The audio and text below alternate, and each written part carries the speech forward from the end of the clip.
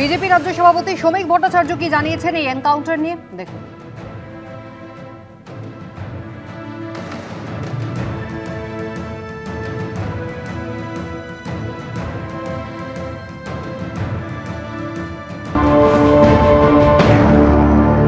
সরকার কড়া পদক্ষেপ নিয়েছে এবং কোনো অপরাধীকেই ছেড়ে রাখা যাবে না।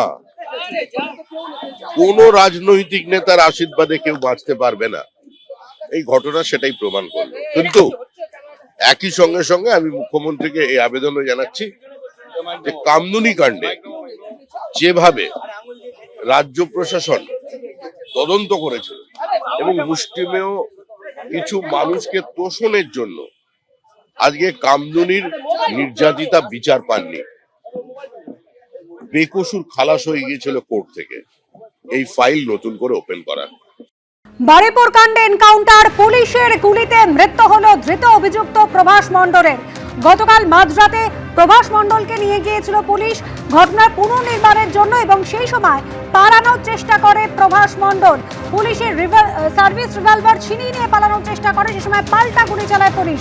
সরাসরি আপনাদের ঘটনাস্থলে নিয়ে যায় ঠিক যে জায়গা থেকে প্রভাস মণ্ডল পালানোর চেষ্টা করেছিল। আমাদের প্রতিনিধি আবির দত্ত সরাসরি রয়েছিল আমাদের সেখান থেকে। আবির, দেখো যে জায়গায় আমরা দাঁড়িয়ে আছি, গতকাল রাত্রি 12:10 ঝমঝমিয়ে বৃষ্টি পড়ছে তখন এবং ঘুটঘুটে অন্ধকার। চারিদিকে এদিকে দেখলেই দেখা যাচ্ছে যে এটা ক্ষেতের জমি এবং পাশেই রয়েছে সূর্যপুর স্টেশন, যেখান থেকে 50 মিটার দূরত্বে স্টেশনের থেকে যদি রেল লাইন বরাবর কেউ আসে তারপরে ডান দিকেই কিন্তু এই অঞ্চল। যে অঞ্চলের অবস্থা দেখলেই তুমি বুঝতে পারবে যে এখান থেকে হেঁটে যাওয়া বা দৌড়ে যাওয়া একজন ব্যক্তির পক্ষে খুব একটা সহজ নয়। এই জায়গাতেই আসতে হয়েছিল তদন্তকারীদের, তার কারণ তারা পুনর্নির্মাণ করতে চান। এই যে সামনের জায়গাটা রয়েছে সেখান থেকে আমরা দেখছি যে যে জায়গাটা ঘিরে রাখা হয়েছে শ্যামল জানা দেখাচ্ছে, সেই জায়গা হচ্ছে ওই নাবালিকাকে তার মৃতদেহ এখান থেকে উদ্ধার করা হয়েছিল।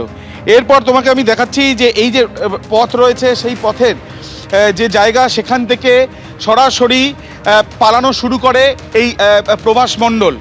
এই জায়গা থেকে যখন পালানো শুরু করে তখন পুলিশ পেছনে, এবং পালানোর ঠিক আগের মুহূর্তে একজন পুলিশ কর্মীর সার্ভিস রিভলভার সে ছিনতাই করে এবং এই দুর্গম পথ, ঘুটঘুটে অন্ধকার এবং টানা বৃষ্টি পড়ছে, সেখান থেকে সে যখন পালিয়ে যাওয়ার চেষ্টা করে তখন পিছন থেকে পুলিশের তরফ থেকে তাকে ধাওয়া করার চেষ্টা করলেও পরবর্তীকালে দেখা যায় যে সে পুলিশকে লক্ষ্য করে গুলি চালাচ্ছে।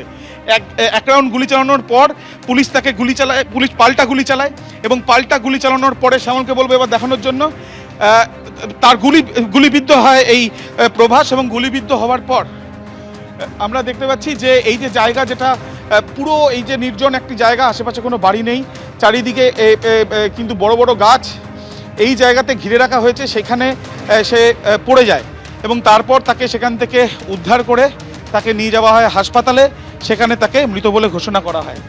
এই যে পথ দিয়ে আমি তোমাকে দেখালাম, এই পথ দিয়ে যখন গতকাল আমরা দেখেছি যে প্রভাস মণ্ডল তাকে যখন এখানে নিয়ে আসা হয় পুনর্নির্মাণের জন্য তাকে নিয়ে আসা হলে সে এখান থেকেই পালিয়ে যাওয়ার চেষ্টা করে। এই অঞ্চল তার জন্য যথেষ্টই পরিচিত।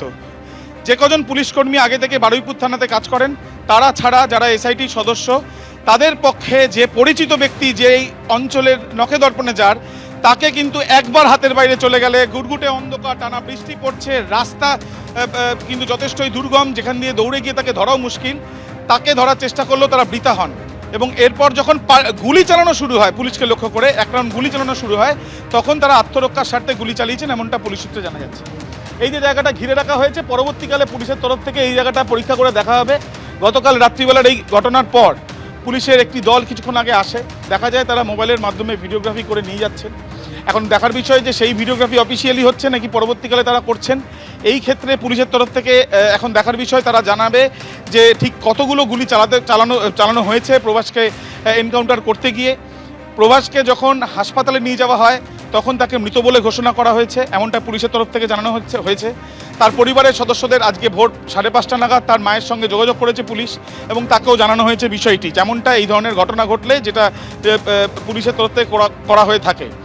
এই যে প্রভাস মণ্ডল, তাকে দুটি সিসি ক্যামেরাতে দেখা গিয়েছে। বাকি যারা অভিযুক্তদের তাদেরকে সিসি ক্যামেরাতে সেইভাবে তাদেরকে স্পষ্টত তাদেরকে কিছু তাদেরকে দেখা না গেলেও প্রভাস মণ্ডল তাকে কিন্তু দেখা গিয়েছে এবং তাকে যেটা আমরা দেখলাম যে হেফাজতে নিয়ে দফায় দফায় যখন তাকে জেরা করা হয় বিভিন্ন সময় সে তদন্তে যাতে গতি প্রকৃতি অন্যদিকে চলে যায় সেই জন্য সে এমন তথ্য দিয়েছে জেরাতে যাতে তদন্ত অন্যদিকে মোড় ঘুরে নেয়।